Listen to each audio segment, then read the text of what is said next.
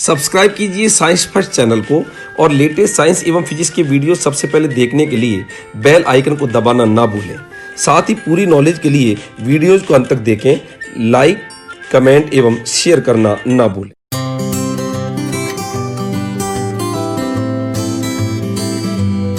नमस्कार दोस्तों, स्वागत है आपका साइंस फर्स्ट चैनल के अंदर। दोस्तों, जिंदगी में परेशानियां रुई के बोरे की तरह होती है।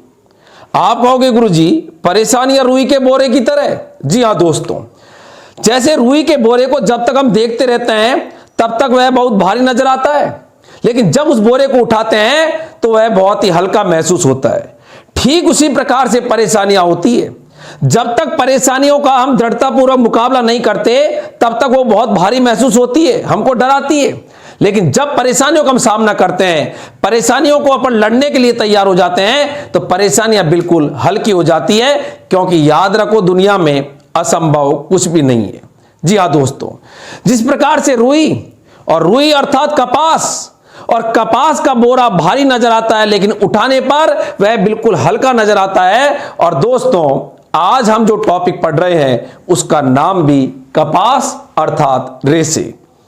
ये जो रेसे हैं बहुत ही महत्वपूर्ण टॉपिक है। ये रीट एग्जाम की यदि अपन बात करें तो रीट 2015-2018 अर्थात आप यूं कहिएगा कि इससे पहले दोनों रीट के अंदर इसमें से क्वेश्चन आया, तो आप ये समझिएगा कि रीट 2021 जो आने वाली है प्रतियोगी परीक्षाओं की यदि विशेष तौर पर मैं बात करूं, अन्यथा ये आपके छोटी कक्षाओं में तो है ही, उन बच्चों के लिए भी कारगर है, लेकिन प्रतियोगी परीक्षाओं की यदि अपन बात करें तो वर्तमान में आने वाली प्रतियोगी परीक्षा रीट के लिए बहुत ज्यादा महत्वपूर्ण टॉपिक है, क्योंकि इससे पहले दोनों रीट के अंदर ये टॉपिक इसमें से क्वेश्चन पूछे गए। तो ये रेसे अर्थात फाइबर होते क्या है? तो रेसे जो होते हैं, पहली बात तो याद रखिएगा, ये बहुलक होते हैं। और रेसों को यदि अपन बांटें तो ये जो रेसे हैं ये दो तरह के रेसे होते हैं। आप कहोगे गुरुजी, दो तरह के रेसे होते हैं, एक होता है प्राकृतिक रेसे। आपके रीट 2015 में से तो क्वेश्चन यहीं से आया था, प्राकृतिक रेसे मतलब पहली लाइन रेसे पढ़ते हैं उसमें सबसे पहली जो लाइन है वही क्वेश्चन के रूप में पूछा हुआ। और रीट 2018 के अंदर आपके संश्लेषित रेसे जो रेसे का दूसरा प्रकार है उसमें से क्वेश्चन पूछा हुआ है। तो आगे जो है वो है संश्लेषित रेसे। इनको मनुष्य बनाते हैं, इसलिए इनको मानव निर्मित रेसे भी कहते हैं। तो दो तरह के रेसे होते हैं, एक होता है प्राकृतिक रेसे और एक होता है संश्लेषित रेसे। प्राकृतिक रेसे क्या होते हैं? जो प्रकृति से सीधे प्राप्त होते हैं, जो प्रकृति से सीधे प्राप्त होते हैं, कुछ नहीं करना पड़ता, सीधे आ जाते हैं, डायरेक्ट प्रकृति देती है, नेचर है। जैसे रुई कपास सीधा मिल गया। तो जो प्रकृति से सन है, जूट है, सीधे जो प्रकृति से मिलते हैं, जो प्रकृति से सीधे प्राप्त होते हैं, उन्हें अपन बोलते हैं प्राकृतिक रेसे। और इनको चूंकि कुछ प्राकृतिक रेसे या यूं कह दीजिए लेबोरेटरी के अंदर अर्थात प्रयोगशालाओं में अपन वहां पर इन रेसों को बनाते हैं, इसलिए इनका नाम है संश्लेषित रेसे। अर्थात जो मानव के द्वारा निर्मित किए जाते हैं, मानव द्वारा निर्मित का मतलब बनाए जाते हैं, निर्मित किए जाते हैं, उन्हें अपन बोलते हैं संश्लेषित रेसे। अब बात यह आती है कि ये जो प्राकृतिक रेसे हैं इनके उदाहरण की बात करें तो जैसे कपास, ऊन, इसके एग्जाम्पल कपास, ऊन, जूट, प्राकृतिक रेसे हैं। ये जूट होता है, जूट अपने गांव के अंदर आप जानते होंगे, कपास है, ऊन है, जूट है। इसके अलावा यदि अपन बात करें तो यदि आपके सन है, सिल्क है, सन होता है, सन बोलते हैं, सन, सिल्क है, ये सब के सब आपके, रबड़ है, ये सब के सब आपके कौन से रेसे कहलाते हैं? प्राकृतिक रेसे। रीट 2015 के अंदर क्वेश्चन यहीं से पूछा हुआ, और क्वेश्चन जो आया था, क्वेश्चन ये आया था कि निम्न में से कौन से प्राकृतिक रेसे हैं। वहां पर उत्तर कपास भी था, ऊन भी था, सिल्क भी था, और एक उत्तर था उपरोक्त सभी। तो राइट आंसर आएगा सभी। तो ये आपके कहलाते हैं प्राकृतिक रेसे। कपास, ऊन, जूट, सन, सिल्क, रबड़, ये सब आपके प्राकृतिक रेसे कहलाते हैं। जल्दी से उतार लो। अच्छा, दूसरे प्रकार के जो रेसे हैं वो है संश्लेषित रेसे, या इनको अपन कहते हैं मानव निर्मित रेसे भी इनको कहते हैं। अच्छा, ये जो रेसे होते हैं, संश्लेषित रेसे हो चाहे प्राकृतिक रेसे हो, ये सभी बहुलक होते हैं। बहुलक का मतलब पॉलीमर। बहुलक वाला वीडियो जो है उसके अंदर आपको पूरा आपको उस बहुलक के बारे में नॉलेज मिलेगी। लेकिन याद रखिएगा, प्राकृतिक रेसे, संश्लेषित रेसे या डायरेक्ट अपन कहेंगे रेसे जो है ये पॉलीमर होते हैं। एक बार इसको जल्दी से स्क्रीनशॉट लीजिएगा।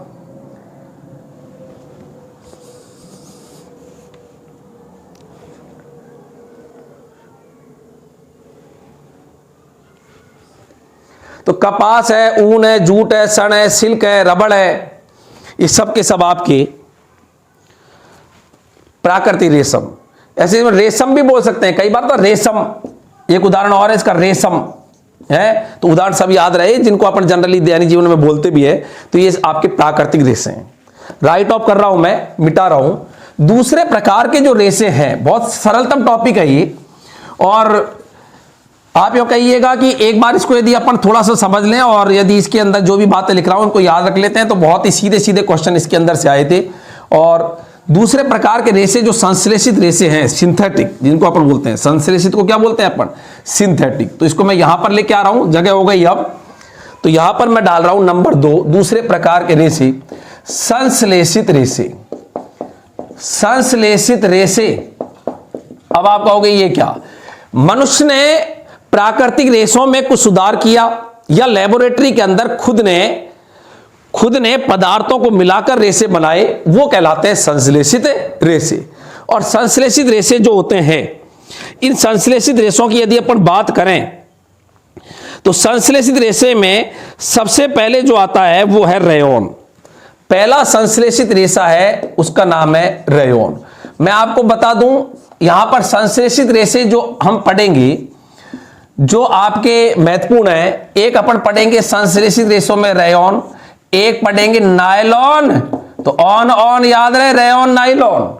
एक अपन पढ़ेंगे यहां पर नायलॉन के बाद में पॉलिस्टर, और एक महत्वपूर्ण संश्लेषित रेशा है उसका नाम है एक्रिलिक। तो 4 संश्लेषित रेशे अपन पढ़ेंगे। नाम याद हुआ, ये अपने आप में क्वेश्चन है, निम्न में से कौन सा संश्लेषित रेशा है या नहीं है, तो आपको चारों नाम याद होने चाहिए। फर्स्ट ऑफ ऑल अपन बात कर रहे हैं रेयोन की। तो यहां पर आप उतारिएगा रेयोन, ये एक संश्लेषित रेशे का उदाहरण है रेयोन। अच्छा, ये रेयोन जो है ये काष्ठ लुगदी, जिसको अपन बोलते हैं कागज की लुगदी अर्थात सेल्यूलोज से बनाया जाता है ये। तो यहां पर पहली बात यह है, काष्ठ लुगदी, कागज की लुगदी या यूं कह दीजिए सेल्यूलोज से बनाया जाता है। तो पहली बात तो यहां पर याद रखें, यह काष्ठ लुगदी या सेल्यूलोज से बनाया जाता है। काष्ठ लुगदी या सेल्यूलोज से बनाया जाता है। अच्छा, इसको बनाने का तरीका क्या है? कागज जो होता है उसको NaOH के विलयन में भिगोकर साफ करते हैं। कागज जो है उसको पहले साफ करना, कागज को NaOH के विलयन में भिगोकर साफ किया जाता है। पहले तो उसको क्लीन कर देते हैं, साफ किया जाता है, और फिर उसमें कार्बन डाइसल्फाइड प्रवाहित करते हैं। तो उसके बाद में जैसे उसको साफ करते हैं तब इसमें CH2 कार्बन डाइसल्फाइड मिलाया जाता है। तत्पश्चात इसमें CH2 कार्बन डाइसल्फाइड, हिंदी में लिखूं एक बार, कार्बन डाई का मतलब 2, कार्बन डाइसल्फाइड मिलाया जाता है। कार्बन डाइसल्फाइड मिलाया जाता है।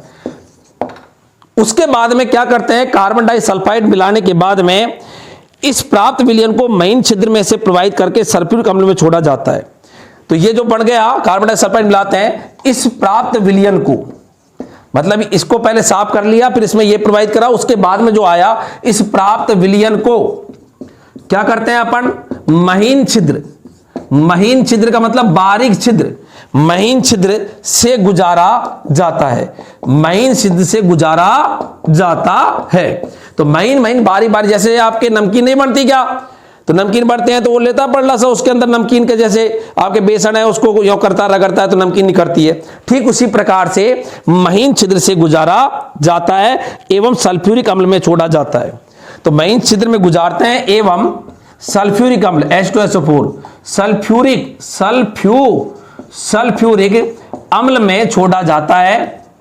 मैं बोल रहा हूं नीचे दिख नहीं रहा, तो अम्ल में छोड़ा जाता है और इस प्रकार से आपको बारीक बारीक महीन रेशे प्राप्त होते हैं। तो यहां लिख दूं मैं आगे, इधर जगह नहीं है। इस प्रकार बारीक बारीक महीन रेशे प्राप्त होते हैं। इस प्रकार बारीक बारीक महीन रेशे प्राप्त होते हैं। तो ध्यान रखिएगा, रेयॉन बनाने का तरीका, कागज को NaOH के विलयन में भिगोकर साफ किया जाता है। उसके बाद में इसमें CH2 कार्बन डाइसल्फाइड मिलाया जाता है। इस प्राप्त विलयन को उसके बाद में महीन छिद्र में से गुजार के अंत में सल्फ्यूरिक अम्ल में छोड़ा जाता है और जिससे रेयॉन के चमकदार रेशे बन जाते हैं। तो ये आपकी बात है रेयॉन की। अच्छा, इस रेयॉन के बारे में अगली जो महत्वपूर्ण बात है, तो याद रखें इसको सेलुलोज से बनाते हैं। अगली जो बात है, इसे कृत्रिम रेशम भी कहते हैं। क्यों बोलते हैं कृत्रिम रेशम? क्योंकि डायरेक्ट नहीं है, इसमें कुछ ना कुछ अपन ने करा। तो अगली जो बात महत्वपूर्ण है, इसे कृत्रिम रेशम कहते हैं। इसे कृत्रिम रेशम कहते हैं। अच्छा, अगली बात यह अर्ध प्राकृतिक बहुलक है। अर्ध प्राकृतिक क्यों? क्योंकि कपास या आपके कागज है सेल्यूलोज, और सेल्यूलोज में कुछ अपन ने चेंज किया, मिलाया, इसलिए इसका नाम है अर्ध प्राकृतिक। यह अर्ध प्राकृतिक बहुलक है। तो यह भी आपको याद रखना है, इसे कृत्रिम रेशम भी कहते हैं। बहुत महत्वपूर्ण क्वेश्चन है ये। कृत्रिम रेशम के नाम से जाना जाता है और इसे अर्ध प्राकृतिक बहुलक भी कहते हैं, या यूं कह दीजिए यह पुनर्निर्मित सेल्यूलोज है। यह पुनर्निर्मित सेल्यूलोज है। यह पुनर्निर्मित सेल्यूलोज है। इसको पुनर्निर्मित सेल्यूलोज कहते हैं। यह पुनर्निर्मित सेल्यूलोज है। तो ये रेयॉन के बारे में, रेयॉन को कृत्रिम रेशम कहते हैं, अर्ध प्राकृतिक बहुलक है, पुनर्निर्मित सेल्यूलोज है। अच्छा, जल्दी उतारे एक बार इसको, जल्दी से उतार ले खटाखट।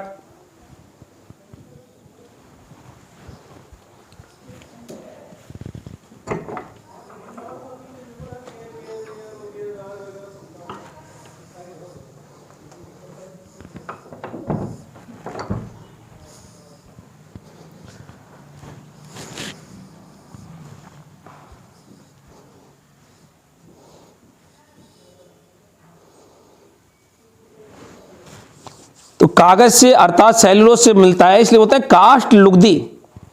कागज मिलता है लकड़ी से, तो काष्ठ की लुगदी है, उससे प्राप्त करते हैं ये। तो ये रेयॉन के बारे में महत्वपूर्ण बात राइट ऑफ कर रहा हूं मैं। तो ये सब कुछ है कि जैसे रेयॉन, कृत्रिम रेशम, अर्ध प्राकृतिक बहुलक, पुनर्निर्मित सेल्यूलोज कैसे बनाते हैं। तो बनाने का सिंपल तरीका है। तो बनाने का क्या है, पहले इसको अपन साफ कर लेंगे।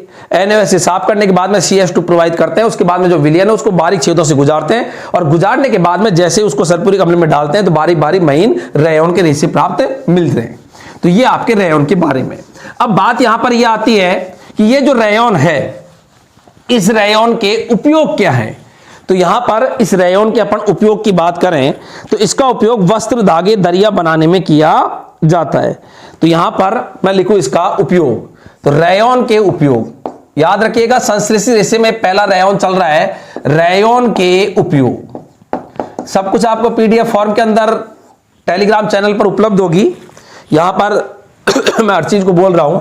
रेयॉन के उपयोग, आपको इसके उपयोग जो है रेयॉन के, दरी बनाने में, दरी, बिस्तर, रेयॉन से बिस्तर, तो दरी बनाने के अंदर काम में लेते हैं, बिस्तर बनाने के अंदर काम में लेते हैं, वस्त्र, धागे बनाने के लिए काम में लेते हैं, वस्त्र, कपड़े, धागे बनाने में काम में लेते हैं, धागे बनाने में। अच्छा, रेयॉन को यदि अपन कपास के साथ मिलाते हैं, रेयॉन को कपास के साथ मिलाते हैं ना, तो चादर मिलती है। तो याद रखें, रेयॉन को उपयोग बता रहा हूं, रेयॉन को कपास के साथ मिलाने पर, कपास के साथ मिलाने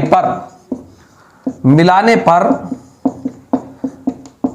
ये बिस्तरों की जो चादर होती है ना, चादर मिलाने पर चादरें बनाते हैं। चादरें वो नहीं है ताड़ने वाली है जो घरों में चाड़ देते हैं, वो चादर नहीं है, ओढ़ने वाली चादर। रेयन को कपास साथ मिलाने पर चादरें बनती है, चादरें बनती है।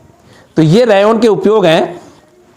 तो इसका उपयोग जो है दरी बनाने के अंदर करते हैं। अच्छा, ऊन के साथ रेयन को मिलाने पर कालीन और गलीचा बनाते हैं। कालीन गलीचा होता है, तो ये भी याद रखना। ऊन के साथ रेयन को मिलाने पर, ऊन के साथ रेयन को मिलाने पर कालीन एवं गलीचा बनाते हैं। कालीन एवं लीचा गलीचा बनाते हैं। तो ये आपके रेयन के उपयोग है। तो याद रखिएगा रेयन के उपयोग जो है कि रेयन को अपन कहां काम में लेते हैं। अच्छा, ये रेशम से सस्ता होता है। रेशम क्या है? रेशम क्या है बताओ, अभी पढ़ाया था मैंने। रेशम क्या है? प्राकृतिक बहुलक। और रेशम किससे मिलता है? कीट से।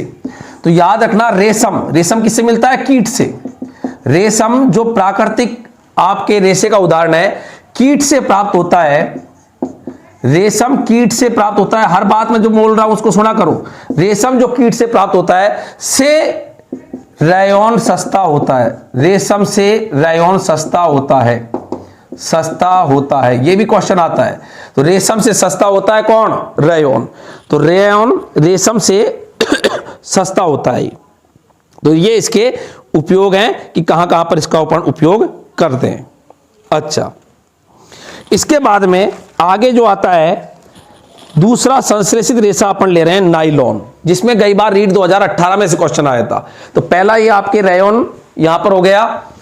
दूसरा संश्लेषित रेशा अपन ले रहे हैं कौन सा? नायलॉन। मिटा रहा हूं मैं, जल्दी देखें एक बार, तेज गति से देखें। अच्छा, दूसरा जो संश्लेषित रेशा है उसको अपन ले रहे हैं नायलॉन। आप कहोगे गुरुजी सुना तो बहुत है नायलॉन, नायलॉन चीज क्या है, जरा लेके तो आओ। और यहां पर ये जो नायलॉन की बात करें तो देखो आप, नायलॉन, तो यहां पर ये वाला ले रहा हूं मैं रेशा संश्लेषित नायलॉन। नायलॉन की बात करें, नायलॉन। अब नायलॉन में क्या है? ये नायलॉन, इसको तोड़े तो होता है न्यूयॉर्क और लंदन। मतलब इसको सबसे पहले न्यूयॉर्क और लंदन में बनाया गया और वहीं पर इसको बेचा गया, इसलिए इसका नाम पड़ गया नायलॉन। नायलॉन को तोड़े, नाई से न्यूयॉर्क और LON से लंदन। महत्वपूर्ण कृत्रिम रेशा है, ये ध्यान रखना। महत्वपूर्ण कृत्रिम रेशे का उदाहरण, कृत्रिम रेशा बोल दो, चाहे संश्लेषित रेशा, कृत्रिम रेशा या संश्लेषित रेशा। संश्लेषित रेशा रेशे का उदाहरण है।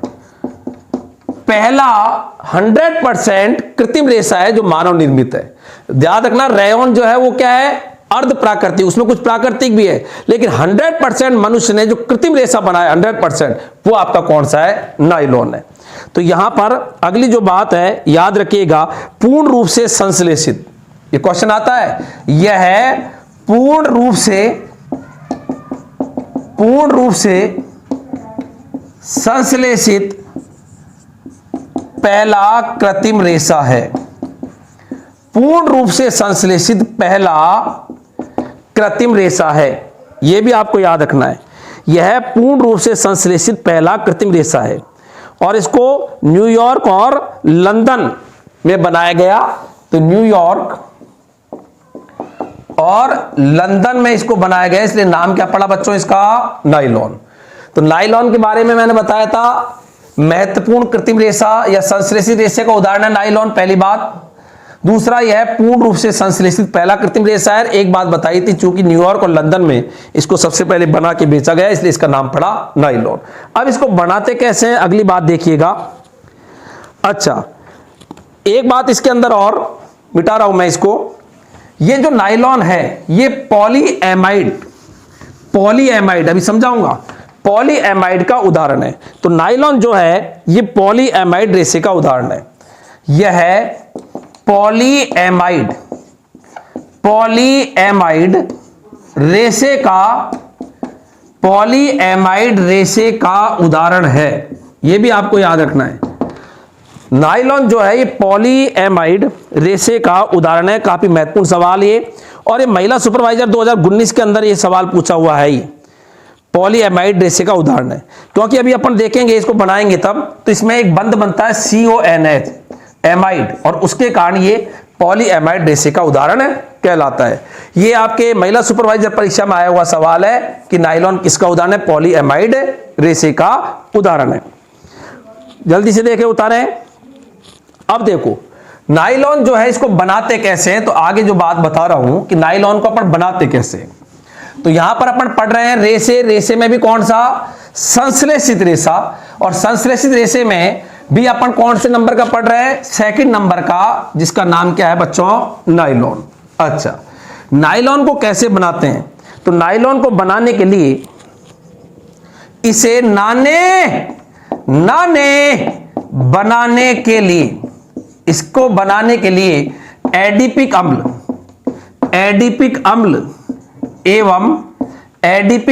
एवं हेक्सा मैथिलीन डाईएमीन काम में लेते हैं। महत्वपूर्ण बात, इसे बनाने के लिए, नायलॉन को बनाने के लिए एडिपिक अम्ल और हेक्सामेथिलीन डाईएमीन काम में लेते हैं, और इनको काम में लेने के लिए इनके संघनन से मिलता है। संघनन कैसे? जैसे आप कोई दो चीजों को मिलाओ और दो चीज मिला के, याद रखना, दो चीजों को सीधा मिलाओ, दोनों सीधी मिल गई, कुछ नहीं निकला। दो चीजों को सीधा मिला के कुछ नहीं निकला, उसको तो बोलते हैं योगात्मक बहुलक। बहुलक के अंदर बताएंगे, बहुलक यदि आप बना रहे हो, कोई भी पॉलीमर बना रहे हो, सब आपके रेशे पॉलीमर होते हैं, और यदि आप दो चीजों को मिलाने पर वो सीधे ज्वाइंट हो जाते हैं, कुछ भी नहीं निकलता, तो वो तो कहलाते हैं योगात्मक बहुलक। क्या कहलाते हैं? बोलो बच्चों, योगात्मक बहुलक, डायरेक्ट ज्वाइंट हो जाते हैं। लेकिन आप जब दो चीजों को मिला रहे हो और उसमें से कोई चीज निकल के मिलती है, जैसे आपने दो चीज को मिलाई, पानी निकल गया या कोई चीज निकल गई, तब उसका नाम होता है संघनन बहुलक। संघनन बहुलक। तो याद रखना, यदि कोई चीज दो को मिलाने से पहले बाहर निकलती है कोई चीज, तो वो संघनन है। तो यहां पर भी अभी देखेंगे नायलॉन जो है, ये जब इसको एडिपिक अम्ल और हेक्सामेथिलीन डाईएमीन को काम में लेते हैं, तो उसमें से कोई चीज निकलती है। अतः याद रखें कि इसको बनाने के लिए यह एडिपिक अम्ल और हेक्सामेथिलीन डाईएमीन के से काम में लेते हैं, एवं इनके संघनन से प्राप्त होता है। संघनन से प्राप्त होता है। संघनन से प्राप्त होता है मतलब, एवं यह संघनन से प्राप्त होता है मतलब इन दोनों को जब मिलाएंगे तो कोई न कोई चीज बाहर निकलेगी। तो ये आपको याद रखें कि संघनन से मिलता है। संघनन का मतलब याद रखें, संघनन बहुलक। तो संघनन बहुलक कब क्यों कहलाता है ये? क्योंकि जब इन दोनों को मिलाएंगे तो कोई न कोई चीज बाहर निकल रही है, बाहर निकल रही है तो संघनन। लेकिन यदि कोई चीज, दो चीज मिला रहे हैं और मिलाने पर कोई चीज बाहर नहीं निकल रही, डायरेक्ट दोनों चिपक गई, जुड़ गई, तो फिर वो क्या कहलाता है? योगात्मक बहुलक। तो ये अलग से बात मैंने बताई थी, डायरेक्ट ज्वाइंट होना योगात्मक, और कोई चीज यदि जोड़ने पर बाहर निकलती है तो संघनन। और यहां पर भी इन दोनों जब मिलाएंगे तो कोई न कोई चीज बाहर निकलेगी। अतः याद रखें कि एडिपिक अम्ल और हेक्सामेथिलीन डाईएमीन के संघनन से यह नायलॉन आपको प्राप्त होता है, कि इकाइयों के संघनन से बनता है। अच्छा, अब यहां पर देखो आप कैसे इसकी अभिक्रिया है, जिससे कि थोड़ा सा आपको समझ में आ जाए कि ये क्या है। अब बताओ, ये जो नायलॉन है, इसके बनाने में कोई आपने कोई प्राकृतिक चीज काम में ली क्या? कोई कच्चा पदार्थ काम में लिया क्या? आप कहोगे नहीं। तो यहां पर एक बात और समझिएगा पहले, इसको बनाने में किसी भी प्रकार के कच्चे माल का उपयोग नहीं किया जाता, प्राकृतिक, इसलिए ये 100% पहला कृत्रिम रेशा कहलाता है। तो अगली बात बता रहा हूं, इसको बनाने के लिए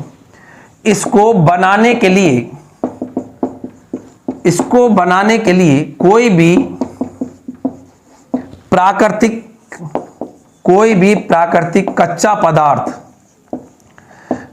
प्राकृतिक कच्चा मतलब रॉ मटेरियल काम में नहीं लेते हैं। ये सब थ्योरेटिकल टॉपिक है, ये हर बात आपको पता होनी चाहिए। तो ये भी आपको याद रखो कि इसको बनाने के लिए कोई भी कच्चा प्राकृतिक पदार्थ का उपयोग नहीं किया जाता। बनाने के लिए कोई भी प्राकृतिक कच्चा पदार्थ काम में नहीं लेते हैं। अच्छा, अब इसको अपन बना रहे हैं, तो देखो कैसे। एडिपिक अम्ल क्या होता है? थोड़ी सी मैं जगह करूं यहां पर सफाई करके। एडिपिक अम्ल ये होता है, ये आपके एडिपिक अम्ल है। अभिक्रिया वैसे कोई ज्यादा महत्वपूर्ण नहीं है, लेकिन समझने के लिए इसको मैं यहां लिख रहा हूं COOH, ऐसे लिख दिया एडिपिक अम्ल। और हेक्सा मैथिलीन डाइएमीन, हेक्सा हेक्सा का मतलब 6, मैथिलीन तो मैथिलीन ये हेक्सा मैथिलीन है, हेक्सा मैथिलीन डाइएमीन, डाइएमीन और कितने हेक्सा मैथिलीन, हेक्सा का मतलब कितना होता है, हेक्सा का मतलब कितना होता है 6, तो हेक्सा मैथिलीन डाइएमीन, हेक्सा मैथिलीन डाइएमीन इसको बोले तो इसको लिखे अपन हेक्सा मैथिलीन डाइएमीन, तो डाइएमीन ये हो गया NH2 अभिक्रिया पूछेंगे नहीं, लेकिन मैं समझाने के लिए कि कैसे ये संघनन बहुलक है। तो देखो ये तो है एडिपिक अम्ल, एडिपिक अम्ल याद रखना पड़ेगा इसका स्ट्रक्चर, एडिपिक अम्ल। और ये है डाइएमीन, 2 एमीन हेक्सा मैथिलीन, इसका नाम है हेक्सा मैथिलीन डाइएमीन, लिख रहा हूं मैं हेक्सा मैथिलीन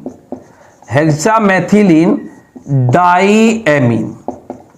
ठीक है, ये अपन ने ले लिया और इधर से ये भी ले लिया, और इनके अपन ने n अणु ले लिए, तो बहुलक में ऐसे n ब्रैकेट बना के इधर भी क्या कर दिया n कर दिया। अब देखो ये बनता क्या है, बहुत सिंपल सी बात है, मिटाऊं मैं यहां पर, इसको बनाते कैसे है इस नाइलॉन को, ताकि आपको पता रहे कि कैसे संघनन बहुलक है। देखो क्या होता है, इधर से OH और इधर से एक H, 2 H है ना, तो नीचे वाला एक हटा देंगे, एक H, इधर 2 H है, तो इधर का OH और इधर का H पानी बन जाएगा, पानी निकाल दो, और ऐसे कैसे इधर से OH और इधर का एक H, तो वो पानी निकल जाएगा, तो पानी इधर से भी निकाल दो, अरे अगल से भी पानी निकालो और बगल से भी पानी निकालो, तो पानी के अणु तो निकल जाएंगे NH2। और बताओ अब बच गया जिसको लिखो, तो बताओ OH निकल गया, तो बताओ इधर क्या बचा, बोलो CO और CH2 होल 4 माइनस CO, और बोलो प्लस ये आपके निकल गया, तो बताओ क्या बचा यहां पर NH, एक जल का अणु, हाइड्रोजन का अणु निकल गया, माइनस थोड़ी जगह नहीं यहीं पर लिख दूं, जल का अणु जो बनाया था उसको यहां पे लिख रहा हूं NH, बताओ CH2 और NH।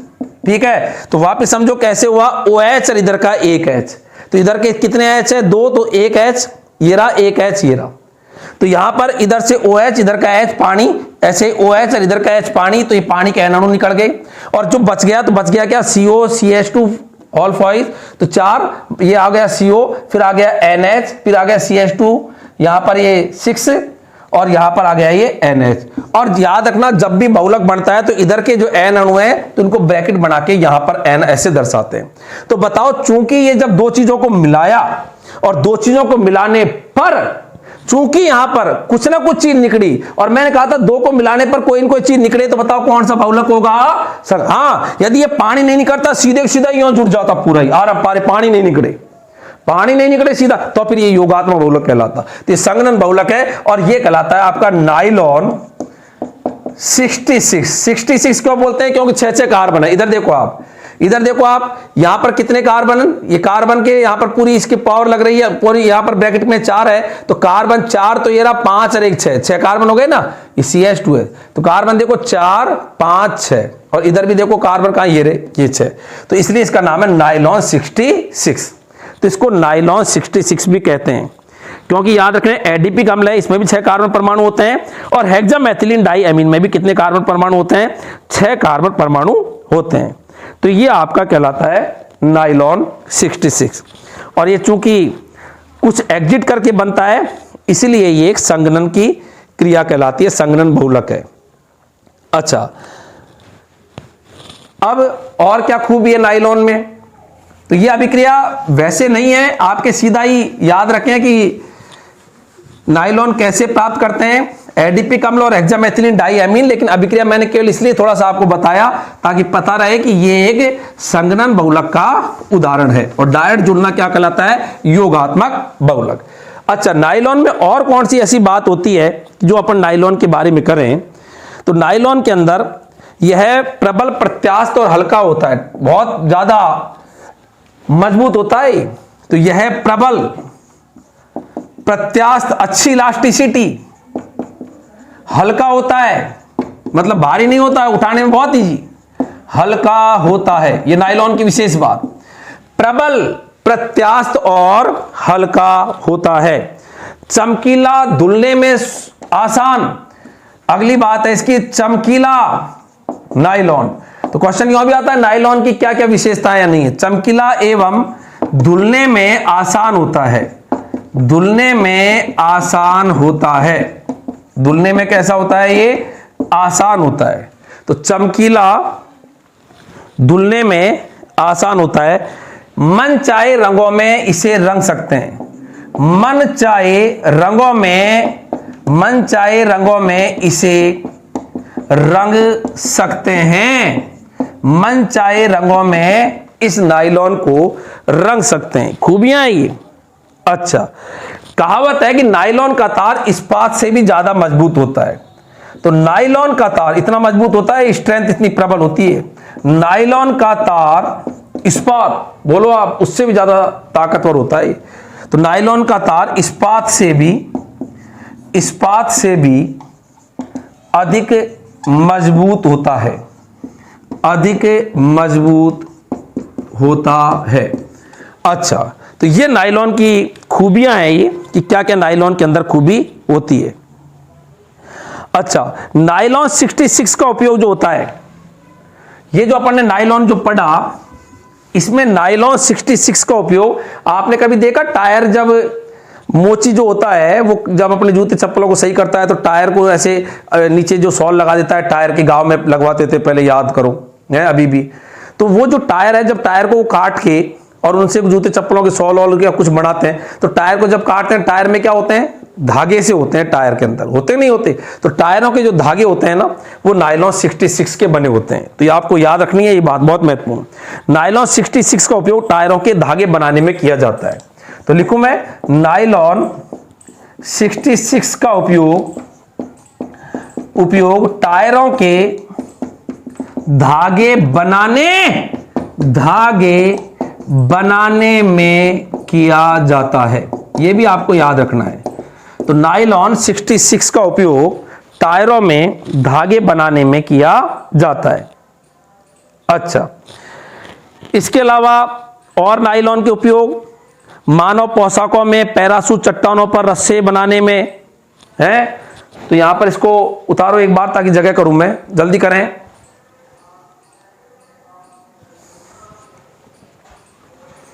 जल्दी से करें भाई।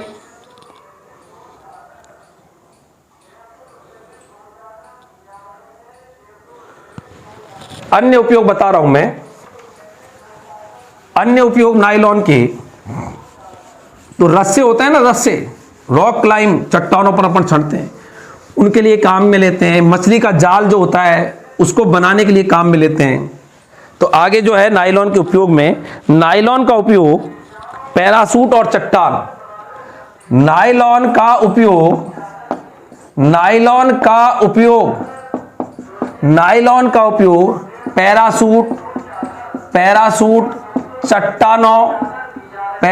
चट्टानों के रस्से बनाने में किया जाता है। रस्से बनाने के अंदर काम में लेते हैं। रस्से बनाने में किया जाता है। तो पैराशूट, चट्टान रस्से बनाने में किया जाता है। मछली का जाल, मछली का जाल बनाने में करते हैं। इसके अलावा यदि और बात करें तो नायलॉन का उपयोग मोजे, पर्दे, टूथब्रश, सीट बेल्ट, मोजे, पर्दे भी बनाते हैं। टूथब्रश के लिए भी अपन बनाते हैं नायलॉन से। तो मोजे, पर्दे, toothbrush, seat belt, sleeping bag है, सीट बेल्ट होती है वो भी अच्छी बनती है इससे, सीट बेल्ट। ये इसके कुछ उपयोग है, किसके? नायलॉन के। तो नायलॉन का उपयोग पैराशूट, चट्टानों के रस्से बनाने में किया जाता है। मछली का जाल बनाने में काम में लेते हैं। मोजे, पर्दे, टूथब्रश, सीट बेल्ट बनाने में भी इसको काम में लेते हैं। इसके अलावा इसके कपड़े भी बनाते हैं नायलॉन के, तो ये भी उपयोग है। अच्छा, एक जो होता है नायलॉन 66, देखो यही महत्वपूर्ण है। और ये जो नायलॉन 66 है ये बहुत ज्यादा इंपॉर्टेंट है। ये नायलॉन 66 काफी महत्वपूर्ण है। ये एनटीएससी 2018 में भी पूछा हुआ है ये, नेशनल टैलेंट सर्च एग्जामिनेशन 2018 में भी नायलॉन 66 पूछा हुआ है कि किससे बनते हैं। अच्छा, तो ये नायलॉन के बारे में। एक जो होता है वो होता है नायलॉन 6, अलग से मैं बता रहा हूं नोट करके। नायलॉन जो 6 है, याद रखना बच्चों, नायलॉन 6 और परीक्षा में आ जाता है, अलग से बोल रहा हूं मैं, वो 66 की बात नहीं कर रहा। नायलॉन 6 का उपयोग यदि ये आता है परीक्षा में, तो नायलॉन 6 जो होता है इसका उपयोग करते हैं अपन। आपने देखा होगा सितार, गिटार, वायलिन के जो तार होते हैं, अब वो लोहे के थोड़ी होते हैं, लोहे के होते हैं, सारी उंगली कट जी है। तो नायलॉन 6 का उपयोग sitar, guitar, violin, sitar, guitar, violin के तार बनाने में किया जाता है, के तार बनाने में किया जाता है नायलॉन 6 का उपयोग। ये अलग से याद रखना, सितार, गिटार, वायलिन। इसके अलावा वाहनों में गियर बनाने में भी काम में लेते हैं। वाहनों में गियर जो होता है, वाहनों के गियर, बहुत महत्वपूर्ण परीक्षा में आया वो सवाल, वाहनों के गियर बनाने में भी काम में लेते हैं, गियर बनाने में भी काम में लेते हैं। ये आपको याद रखना है नायलॉन 6 के बारे में। तो जल्दी उतारें, ये नायलॉन 6 के बारे में अलग से मैंने बताया। इसके उपयोग परीक्षा में जनरली पूछते हैं, महत्वपूर्ण 66 ही है, लेकिन ये नायलॉन 6 के बारे में भी आप याद रखें। इसके बाद में अगला जो संश्लेषित रेशा है नंबर 3, तो ये जो तीसरा है ये अपन पढ़ रहे हैं पॉलिस्टर। इसमें से क्वेश्चन आया था रीट 2018 में से, तो हो सकता है इस बार नायलॉन में से आ जाए, रेयन में से आ जाए, क्योंकि इनमें से नहीं आया। इसमें रीट 2018 में से क्वेश्चन आया है पॉलिस्टर में से। तो अगला जो अपन ले रहे हैं उस संश्लेषित रेशे का नाम है पॉलिस्टर। पॉलिस्टर, पॉली एस्टर, मतलब एस्टर से बनेगा ही, और बहुलक है तो बहुलक में पॉली लिखते हैं, जैसे आपके प्लास्टिक में नहीं होते पॉलीथीन है, पॉलिस्टाइरीन, तो ऐसे पॉलिस्टर। महत्वपूर्ण, पहली बात महत्वपूर्ण एवं प्रचलित, पॉलिस्टर आप देखते हो कपड़े अपने खूब आते हैं पॉलिस्टर। महत्वपूर्ण एवं प्रचलित संश्लेषित रेशा, पहली बात महत्वपूर्ण एवं प्रचलित संश्लेषित रेशा है कौन? पॉलिस्टर। तो महत्वपूर्ण एवं बहुत ज्यादा काम में आता है, व्यापक रूप से प्रचलित संश्लेषित रेशा इंग्लैंड में विकसित किया गया। जबकि बताओ नायलॉन कहां? न्यूयॉर्क और लंदन, इंग्लैंड में विकसित किया गया, विकसित किया गया। अगली बात, अच्छा तीसरी बात इसके बारे में, ये जो पॉलिस्टर है, इस पॉलिस्टर की और महत्वपूर्ण बात क्या होती है कि पॉलिस्टर जो होता है ये एस्टर, नाम इसका पॉलिस्टर है, तो एस्टर, तो यहां पर मैं लिखूं एस्टर के संगनन, वही संगनन, एस्टर का संगनन बहुलक है, यो बोल दो, एस्टर का संगनन बहुलक है, एस्टर का संगनन बहुलक है। यह भी आपको याद रखना है। एस्टर, एस्टर का भी सुना है केमिस्ट्री के अंदर, फलों की जैसी गंध आती है एस्टर में, तो फलों की जैसी गंध आती है तो उसके संगनन से मिलता है ये, तो ये भी आपको याद रखना। और एस्टर जो होता है ये होता है हाइड्रोक्सिल और कार्बोक्सिलिक अम्ल। हाइड्रोक्सिल, एस्टर होता क्या है? हाइड्रोक्सिल, हाइड्रोक्सिल, हाइड्रोक्सिल एवं हाइड्रोक्सिल एवं हाइड्रोक्सिल, आज मार्कर थोड़ा डाउन हो गया, हाइड्रोक्सिल एवं कार्बोक्सिलिक अम्ल, कार्बोक्सिलिक अम्ल, कार्बोक्सिलिक अम्ल से बनता है कौन? एस्टर। हाइड्रोक्सिल और कार्बो, हाइड्रोक्सिल क्या होता है? OH है, और कार्बोक्सिलिक अम्ल में क्या होता है? COOH। तो एस्टर बनता है हाइड्रोक्सिल, याद रखें ये भी, एस्टर जो होता है ये होता है हाइड्रोक्सिल और कार्बोक्सिलिक अम्ल से बनता है। जल्दी से उतारें। इसमें रेसे, इस पॉलिस्टर में सलवटें नहीं पड़ती, धुलने में सरल होता है। ये जो पॉलिस्टर है इसमें सलवटें नहीं पड़ती, सड़े पड़ जाती है ना, कपड़ों में सड़े पड़ जाती है, तो इसमें सड़े नहीं पड़ती, सलवटें नहीं पड़ती है, नहीं पड़ती है, धुलने में सुगम है, धुलने में क्या है, सुगम, धुलने में सुगम है। तो ये आपको पॉलिस्टर के अंदर याद रखना है, धुलने में सुगम है। अब बात यहां पर यह आती है, ये जो पॉलिस्टर है इसमें और कौन सी महत्वपूर्ण बातें हैं। तो याद रखना बच्चों, इस पॉलिस्टर के अंदर जो क्वेश्चन आया था, आप कहोगे रीट 2018 में क्या क्वेश्चन आया था, जरा सुने। इस पॉलिस्टर के भी फिर दो प्रकार हैं, तो वापस एक बार मैं कनेक्ट करूं। रेसे में अपन ने पढ़ा पहले प्राकृतिक रेसे, फिर अपन संश्लेषित रेसे पढ़ रहे हैं, उसमें रेयन पढ़ लिया, नायलॉन पढ़ रही है, अब अपन पॉलिस्टर पढ़ रहे हैं, और पॉलिस्टर के भी अपन दो एग्जाम्पल ले रहे हैं। तो इसको मैं मिटा के इसके एग्जाम्पल आपको बता रहा हूं, और यहां पर पॉलिस्टर के दो महत्वपूर्ण एग्जाम्पल है, और उसमें पहला जो एग्जाम्पल है ये कई बार रीट परीक्षा में क्वेश्चन आया था ऐसे के ऐसे ही। और इसका जो पहला एग्जाम्पल है, तो मैं लिखूं यहां पर पॉलिस्टर के उदाहरण, पॉलिस्टर के उदाहरण। पहला उदाहरण है डेक्रॉन, जिसको अपन टेरिलीन कहते हैं। पहला उदाहरण है डेक्रॉन या टेरिलीन। ये आया था आपके रीट 2018 में, यहां से क्वेश्चन पूछा था कि डेक्रॉन या टेरिलीन किससे बना होता है। तो पहली बात तो याद रखना, डेक्रॉन या टेरिलीन जो है ये आपके पॉलिस्टर है, और एथिलीन ग्लाइकोल और टेरिथ्रिक अम्ल के, एथिलीन यह है ethylene glycol, ethylene glycol, glycol एवं टेरेथैलिक अम्ल के संघनन से मिलता है, अम्ल के संघनन से प्राप्त होता है, के संघनन से प्राप्त होता है। यही क्वेश्चन आया था कि किससे प्राप्त होता है।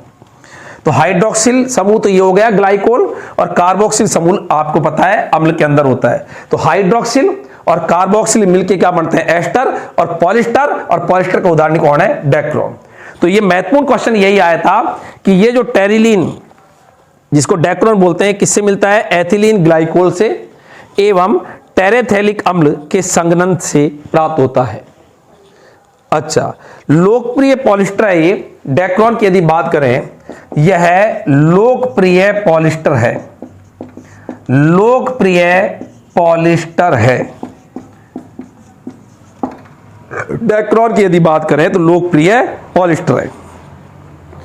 जनरली इस डेक्रॉन का जो उपयोग किया जाता है, ज्यादातर इस डेक्रॉन का जो उपयोग करते हैं, मुख्य उपयोग इसका उपयोग करते हैं कपड़े बनाने में, कपड़े बनाने में करते हैं। टेरिलीन के कपड़े कभी सुना होगा, तो ये डेक्रॉन या टेरिलीन जो है इसका पर्यायवाची, तो इसका उपयोग किया जाता है कपड़े बनाने के अंदर, इसका उपयोग करते हैं। उतार लीजिएगा जल्दी से।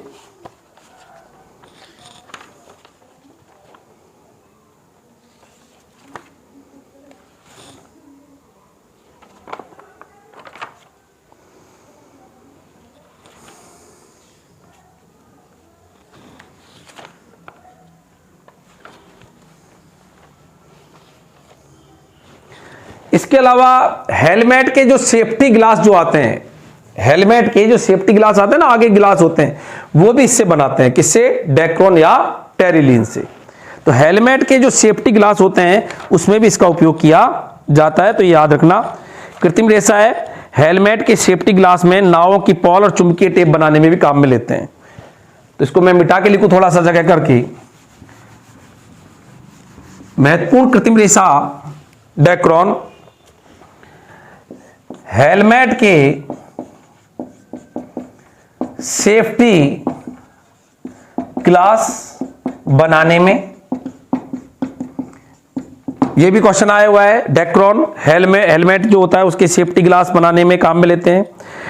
नावों की जो पॉल होती है उसको बनाने में काम में लेते हैं, नावों की पॉल, नावों की पॉल। इसके अलावा चुंबकीय टेप बनाने में भी इसको उपयोग में लेते हैं, चुंबकीय मैग्नेटिक टेप बनाने में, टेप बनाने में इसको काम में लेते हैं। तो याद रखें, ये हेलमेट जो है उसके सेफ्टी ग्लास में अर्थात सिर की रक्षा करता है हेलमेट, इसलिए इसको सिरिस्त्राणो बोल सकते हैं। सिरिस्त्राणो में नावों की पॉल बनाने में, चुंबकीय टेप और फिल्म बनाने में भी काम में लेते हैं। किसको? डेक्रोन को। अच्छा, यदि डेक्रोन में कपास जोड़ दें, डेक्रोन प्लस कपास, मिटाओ एक बार के लिए इसको। एक महत्वपूर्ण बात और, यदि डेक्रोन प्लस कपास यदि अपन लें, डेक्रोन प्लस कपास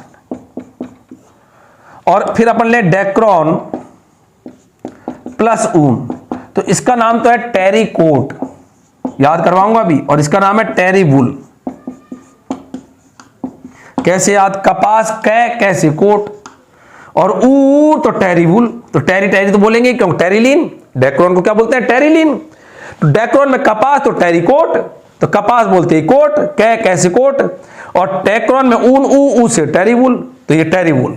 तो याद रखना, डेक्रोन में कपास यदि अपन मिलाते हैं तो उसका नाम क्या है? टेरिकोट। टेरिकोट को पॉलीकोट भी बोलते हैं। टेरिकोट कई बार आ जाता है पॉलीकोट, पॉलीकोट ऐसे ये आ जाता है, इसको बोलते हैं पॉलीवुल, पॉलीवुल। तो याद रखें, डेक्रोन में कपास मिलाना ये टेरिकोट या पॉलीकोट, और डेक्रोन में ऊन मिलाना है टेरीवुल या पॉलीवुल कहलाता है। अच्छा, दूसरा जो है इस पॉलिस्टर का उदाहरण, तो पॉलिस्टर का उदाहरण में अपन ने पहला डेक्रोन पढ़ा, डेक्रोन को टेरिलीन बोलते हैं। दूसरा जो पॉलिस्टर का उदाहरण है, पॉलिस्टर चल रहा है, इसका दूसरा उदाहरण है, ये आपको मैंने एक अलग से वीडियो आप सर्च कीजिएगा कि पानी की बोतलों पर पैट लिखा रहता है, पैट। तो पॉलिस्टर का सेकंड उदाहरण वो है पीईटी, पैट, पॉली एथिलीन टेरिफ्थलेट बोलते हैं इसको, पॉली एथिलीन टेरिफेट और फिर लेट। बोतल के पीछे, पानी की बोतलों के पीछे देखना, यहां पर लिखा रहता है पीईटी, पैट। तो याद रखना, पैट क्या है, ये क्वेश्चन आता है, पैट क्या है? याद रखें बच्चों, पैट एक पॉलिस्टर है और नाम है पॉली एथिलीन टेरिफ्थलेट, सुपरिचित पॉलिस्टर है और इसका उपयोग बोतल, बर्तन बनाने में करते हैं। तो पानी की बोतल, पानी की जो बोतल होती है, तो पानी की बोतल बनाने में काम में लेते हैं, बनाने में। इसलिए जिन बोतलों पर पैट लिखा रहता है ना, पैट, पानी की जो बोतलें होती है, यदि आपकी बोतल पानी पीते और उसमें पैट नहीं है तो फिर कोई आपको वो बोतल नुकसान करेगी, लेकिन पैट लिखा हुआ है तो याद रखना वो पॉलिस्टर की बोतल है, प्लास्टिक की नहीं, पॉलिस्टर की है वो। प्लास्टिक भी बहुलक है लेकिन वो अलग टॉपिक है, ये रेसे पढ़ रहे हैं। तो याद रखना, ये पैट, पॉली एथिलीन टेरिफ्थलेट, पानी की बोतल बनाने में इसका उपयोग किया जाता है। और याद रखें, पैट जो है ये एक सुपरिचित पॉलिस्टर का ही नाम है। अच्छा, तो ये आप उतार लीजिएगा एक बार जल्दी से।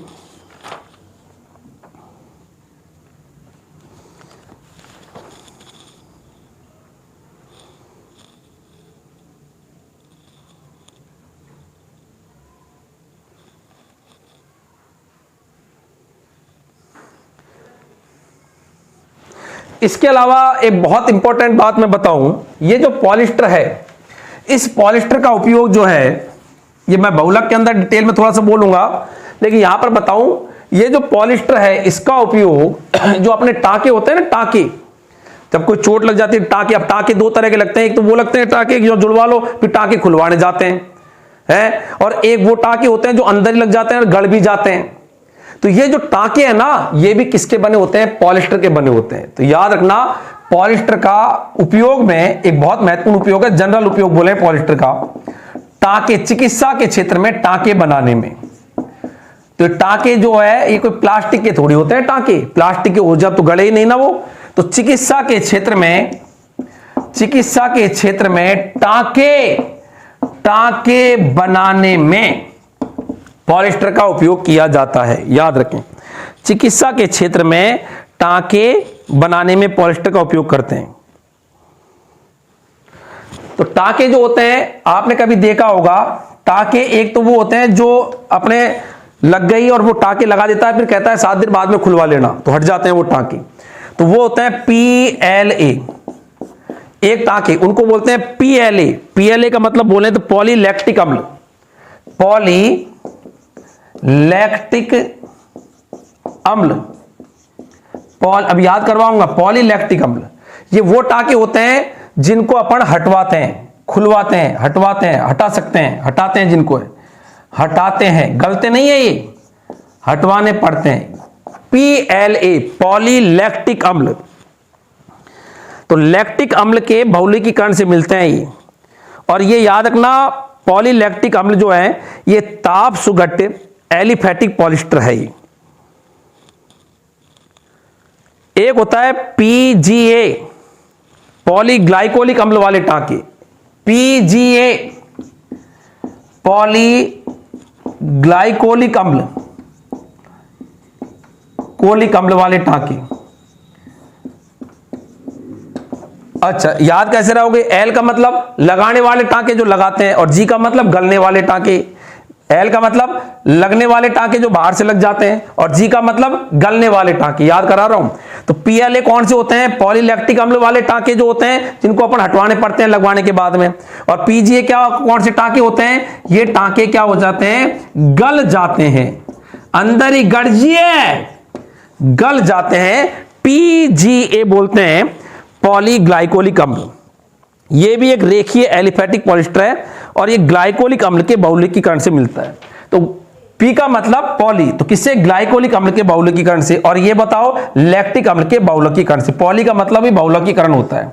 तो ग्लाइकोलिक अम्ल के बहुलकीकरण से आपके गलने वाले टांके बनते हैं, और लैक्टिक अम्ल के बहुलकीकरण से आपके लगने वाले टांके जिनको अपन हटवाते हैं वो बनते हैं। तो याद रखें ये।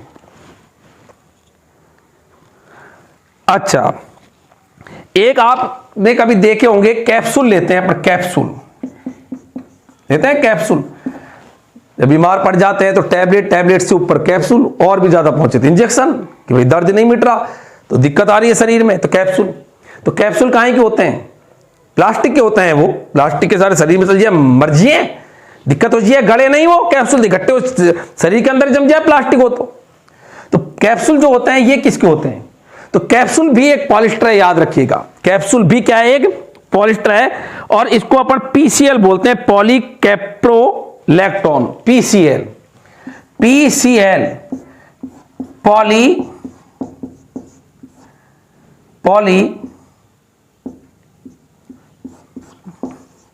कैप्रोलैक्टोन, फुल फॉर्म है इसकी पॉलीकैप्रोलैक्टोन। PCL पॉलीकैप्रोलैक्टोन के बने होते हैं कौन? कैप्सूल। और ये जब कैप्सूल अपने शरीर के अंदर जाते हैं तो अपना बहुत ज्यादा अंदर टेम्परेचर हो जाता है, वहां से ये टूट जाते हैं, और कैप्सूल जो है इनको, इसलिए इनको बोलते हैं ड्रग रिलीज, अर्थात अंदर की दवाई बाहर निकल जाती है। तो पॉलीकैप्रोलैक्टोन अर्थात ये कैप्रोलैक्टोन के बहुलकीकरण से प्राप्त होते हैं कैप्सूल। ये भी एक पॉलिस्टर का उदाहरण है। तो इन कैप्सूल की दवाइयां जब मानव के शरीर में जाती है तो ऐसी स्थिति में धीरे धीरे दवाई का क्या हो जाता है? निष्कासन हो जाता है। तो जैव निम्नीकृत बहुलक के उदाहरण है ये सब के सब क्या है कि अपने शरीर के अंदर कैप्सूल जो होते हैं ये डैमेज हो जाते हैं, खत्म हो जाते हैं, निम्नीकृत हो जाते हैं जैविक क्रियाओं के द्वारा, इसलिए जैव निम्नीकृत भी बोलते हैं इसको। तो याद रखिएगा, ये भी आपको मैंने बताया कि ये जो है आपको पता होना भी चाहिए। तो 3 आपको मैंने पढ़ाए, पॉलीलैक्टिक अम्ल अर्थात लगने वाले टांकी, पॉलीग्लाइकोलिक अम्ल जो गल जाने वाले टांके, और ये तो याद रखिएगा कैसे, लगने वाले में L आएगा, गलने वाले में G आएगा, और C का मतलब याद रखो कैप्सूल, PCL कैप्सूल। वैसे तो नाम है इसका पॉलीकैप्रोलैक्टोन, लेकिन याद रखने का तरीका है C आते कैप्सूल, L आते लगने वाले टांके, और G का मतलब गल जाने वाले टांके। इसके बाद में अंतिम जो संश्लेषित रेशा आ रहा है, अंतिम संश्लेषित रेशा जो आ रहा है, और अंतिम संश्लेषित रेशे का नाम है एक्रिलिक। तो देखो आप, चौथा संश्लेषित रेशा अपन ले रहे हैं, उसका नाम है एक्रिलिक। एक्रिलिक, एक्रिलिक ये वाला ले रहे हैं अपन, एक्रिलिक। ये भी एक संश्लेषित रेशा है।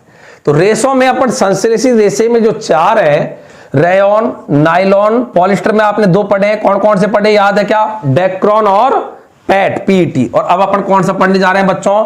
एक्रिलिक। ऊन की तरह दिखता है, जैसे ऊन होती है ना उसकी तरह, ऊन की तरह दिखता है, चमकदार होता है। एक्रिलिक की बात करें, चमकदार होता है। एक्रिलिक जो है ये ऊन की तरह दिखता है, चमकदार होता है, ऊन से काफी सस्ता है, क्योंकि प्राकृतिक चीज तो महंगी होगी जो डायरेक्ट प्रकृति से मिलती है। मनुष्य ने जिन चीजों को बनाना सीख लिया ना, वो चीजें हमेशा सस्ती होगी। प्रकृति की कोई भी चीज हो वो हमेशा महंगी होगी। जिसको मनुष्य अभी तक बनाना नहीं सीखा वो चीजें महंगी। जमीन को बनाना नहीं सीखा, जमीन महंगी। पानी को मनुष्य खुद नहीं बना सकता, तो पानी भी दिन प्रतिदिन महंगा होता जा रहा है। पहले 2 रुपए की बोतल 20 रुपए की हो गई, आगे 25 की 30 की। लेकिन लकड़ी मनुष्य नहीं बना पा रहा है, प्रकृति देती है, इसलिए वो भी लगातार बढ़ रही है। लेकिन जिन चीजों को सीख गया वो बनाना, वो चीजें हमेशा सस्ती है। कोई भी चीज देख लो जिनको वो खुद मैन्युफैक्चरिंग कर रहा है, वो चीजें सस्ती। ऊन से सस्ता होता है, ऊन से सस्ता, ऊन की तरह दिखता है और उससे सस्ता भी होता है। चमकदार चादरें सी आती है बाजार में, आपने देखा होगा, और वो सस्ती सस्ती आती है, लगती तो ऊन की जैसी है, बिल्कुल चमक सी होती है उनमें, और आप ओढ़ के जाते हो तो वो आपके एक्रिलिक की चादर होती है। तो एक्रिलिक के बारे में, ऊन की तरह दिखता है, उनसे काफी सस्ता, अलग अलग कलर में आती है ये। और इसका जो मेनली उपयोग है, गर्म कपड़े, स्वेटर, जर्सी आदि बनाने में उसका उपयोग करते हैं ये। तो याद रखें, एक्रिलिक का उपयोग गर्म कपड़े, स्वेटर, कंबल ये बनाते हैं। जनरली सर्दियों में इससे बने कपड़े काम में लेते हैं, कंबल आदि बनाने में इसको काम में लेते हैं। तो ये आपके थे संश्लेषित रेशे। अब जितने भी संश्लेषित रेशे जो अपन ने पढ़े हैं, इनकी मुख्य बात क्या है कि ये एक तो संश्लेषित रेशे जो होते हैं, इनकी बात है कि एक तो ये जल्दी सूख जाते हैं। चारों की बात बता रहा हूं, चारों में जनरल बात। एक तो जल से आप धोओगे तो जल्दी सूख जाते हैं, जल्दी सूख जाते हैं संश्लेषित रेशे कोई से भी हो। सलवटें नहीं पड़ती, और क्या है, नहीं पड़ती है। जनरल बात बता रहा हूं संश्लेषित रेशों की। और सस्ते होते हैं, कई बार तो शायद ज्यादा हो जाती है, आज उसमें कम हो गई। सस्ते होते हैं, जल्दी सूख जाते हैं, सलवटें नहीं पड़ती है, सस्ते होते हैं, और कीड़े नहीं लगते, इनमें कीड़े नहीं लगते हैं। संश्लेषित रेशों में जनरल बात है ये, जल्दी सूख जाते हैं, सलवटें नहीं पड़ती है, सस्ते होते हैं, कीड़े नहीं लगते, रख रखाव आसान होता है, ज्यादा जगह नहीं घेरते, घड़ी करने में आसानी होती है, और मजबूत और टिकाऊ भी होते हैं। तो याद रखिए, मजबूत भी होते हैं ये, मजबूत या टिकाऊ होते हैं, और रखने में आसानी होती है। मतलब ज्यादा ऐसे पॉलिस्टर का कपड़ा है, खटाते से ज्यादा इकट्ठा नहीं, मतलब ज्यादा जगह नहीं घेरेगा, घड़ी हो जाएगी, छोटा सा हो जाएगा। रखने में आसानी होती है, रखने में आसानी होती है, और चमकदार होते हैं ये। कैसे होते हैं ये? चमकदार होते हैं। ये संश्लेषित रेशों की विशेषताएं। तो विशेषताओं में मैंने बोला चमकदार होते हैं, जल्दी सूख जाते हैं, सलवटें नहीं पड़ती, सस्ते होते हैं, कीड़े नहीं लगते हैं इनसे बने कपड़ों में, मजबूत टिकाऊ होते हैं, और रखने में आसान भी होते हैं। तो ये आपके थे कौन? संश्लेषित रेशे। तो बच्चों, आज जो अपन ने पढ़ा, तो मैंने आपको रेशों में 2 तरह के रेशे पढ़ाए। एक पढ़े प्राकृतिक रेशे, और एक अपन ने कौन से पढ़े? संश्लेषित रेशे। बहुत ही महत्वपूर्ण टॉपिक है, दोनों रीट में से क्वेश्चन आया हुआ है, और बिल्कुल सरलतम क्वेश्चन आता है। रीट 2015 में क्वेश्चन मैंने आपको शुरुआत में बताया था, प्राकृतिक रेशे के कौन से उदाहरण, जिनको प्राकृतिक रेशों को उदाहरण पता है सब, कि ऊन होता है, सन होता है, रेशम होता है, सिल्क होता है, जिसको पता है एग्जाम्पल, तो बता देगा कौन सा है कौन सा नहीं है। और उसके बाद में रीट 2018 में संश्लेषित रेशों में आपके पॉलिस्टर में जो टेरिलिन उदाहरण, पॉलिस्टर के 2 उदाहरण पढ़ाए थे मैंने, टेरिलिन डेक्रॉन, और एक पढ़ा था पीईटी, पॉलीएथिलीन टेरिथ्रिएट। तो यहां पर आपके टेरिलिन डेक्रॉन किससे बना हुआ होता है?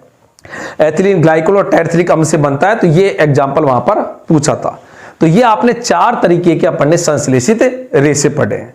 तो ये महत्वपूर्ण टॉपिक है, आपके दिया हुआ है सिलेबस के अंदर, काफी महत्वपूर्ण टॉपिक है ये, इसलिए इसको किसी भी मायने के अंदर आपको नहीं छोड़ना है, अच्छे से इसको तैयार करना है। विभिन्न प्रतियोगी परीक्षाओं में इसमें से हमेशा क्वेश्चन पूछे जाते हैं। सीटेट के अंदर भी ये दिया हुआ है प्रतियोगी परीक्षाओं की यदि अपन बात करें तो, और बहुत महत्वपूर्ण टॉपिक है ये। आगे आपके ये जो आगे क्लासेज के अंदर भी यदि अपन बात करें तो वहां पर भी केमिस्ट्री के अंदर रेसे प्लास्टिक ये महत्वपूर्ण टॉपिक दिया हुआ है, तो उन बच्चों के लिए भी बहुत ज्यादा फायदेमंद है। तो इतना अपन ने इसके अंदर पढ़ा। आगे एक नए टॉपिक के साथ आपसे मुलाकात होगी। धन्यवाद। जय हिंद, जय भारत।